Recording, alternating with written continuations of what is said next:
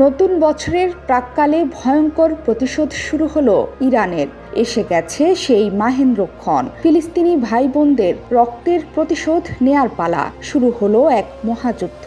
মধ্যপ্রাচ্যের চিরবৈরী দুই দেশ ইরান ইসরায়েল। ইরান বসেই ছিল, শুধু মোক্ষম সময়ের অপেক্ষা। সেই মাহেন্দ্রক্ষণের সুযোগ করেছিল ইসরায়েল নিজেই। সম্প্রতি ইসরায়েলি বাহিনী সিরিয়ার রাজধানী দামেস্কে ইরানি কনসুলেট ভবনে ক্ষেপণাস্ত্র হামলা চালায়। এতে আইআরজিসির বেশ কয়েকজন সামরিক উপদেষ্টা সহ অন্তত 7 জন নিহত হন। এর মাধ্যমে খাল কেটে কুমির এনেছিল ইসরায়েল। তারা যে কত বড় ভুল করেছে সেটি বুঝতে পেরেছিল আগেই। মোট কথা, এতদিন ভয়ে ছিল তেল আবিব। তাদের সব শঙ্কা সত্যি করে অবশেষে ইরান দিয়েছে মোক্ষম জবাব। শুরু হয়ে গেছে ইরানের হামলা।